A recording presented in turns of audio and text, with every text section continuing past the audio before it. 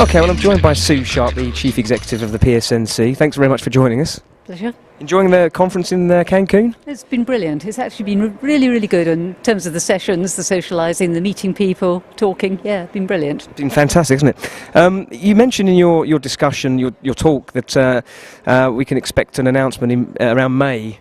Well, I'm saying May. I would be very surprised if we hadn't got there by May. Yeah. Yes. Yeah.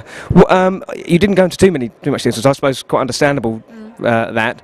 Can you give the pharmacist contractors any kind of hint as to what they can expect? Do you think? No, I mean, I think everybody knows we have been working, and I've been saying we've been working to protect funding levels, and that's really what we've got to do. And across the NHS, it's more for the same funding or less money if we're not going to provide more services. The PSNC is absolutely determined we must hang on to the funding we've got, yes. and we need to also take the opportunities to really build the chance for pharmacy to expand its services and its credibility within the NHS. And we've talked a lot about that at this conference. Sure, absolutely, yeah. There is a view, and I'm sure you agree to an extent, that pharmacists are not quite... They're not really aware of how much work you guys put in at the PSNC. You put so much hard work in, and maybe there's a lack of awareness. Inevitably, if I can comment on that, inevitably people are sitting there saying, I don't want to hear about the work, I want the results, and we understand that. And I think if you listen to some of the stuff that we heard from Keith Ridge and we heard from other people, everything that you do is incredibly complex, and I suspect that a lot of people think, well, why can't they get it sorted? And I would say the NHS is having immense difficulties getting to grips with the new commissioning framework and getting to grips with the budget and the budget responsibilities. Yes. And it does take time, and it's just nothing like as fast as anybody in business needs to get done. Yeah, absolutely, yeah. Do you think that some of the criticism the PSNC gets is unfair? Yeah, of course I do. I know that the committee really, really works hard and makes sure that we work as hard as we possibly can. I also know I've got a brilliant team behind me. I've got key people who are absolutely dedicated to pharmacy and have got real expertise and real skills. And of course, at the end of the day, I'm the person who's responsible for running the organisation.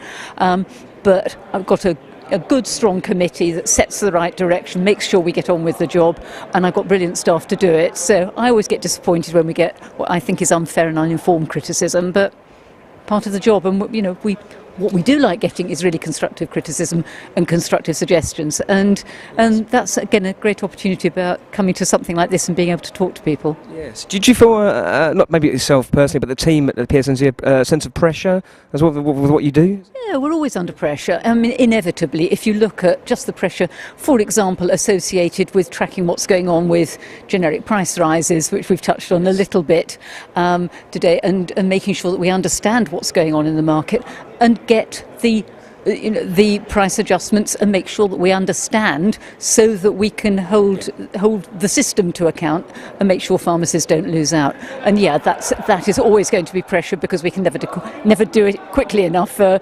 contractors who face one day something costs 10p and the next day it costs £10. It's a tough old environment for them. Do you think contractors and community pharmacists are just aware that it's maybe they don't really have a real sense that it's such a volatile environment that they're living in at the moment?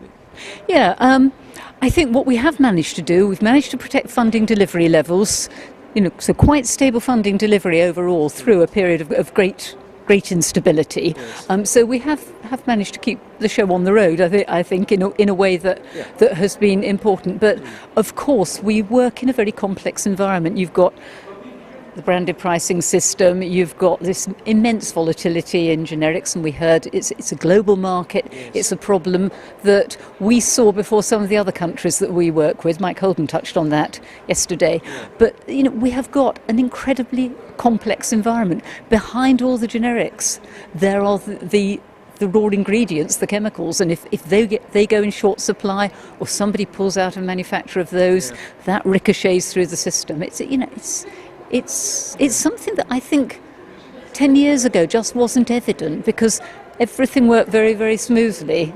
And now brand manufacturers, generic manufacturers, everything's got a lot more tight, and you've got expanding demand across the globe, and it has really come home to roost and sort of disturbed the equilibrium of UK pharmacy operations. Yeah, absolutely, yeah. There's a lot of challenges there, as you mentioned.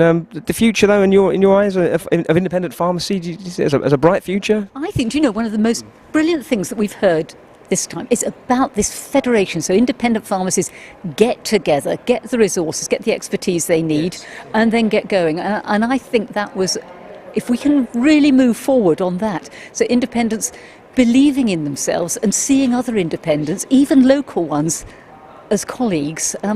Years and years ago, when I first came to PSNC, Barry Andrews, our then chairman, used to talk about the competitor colleague.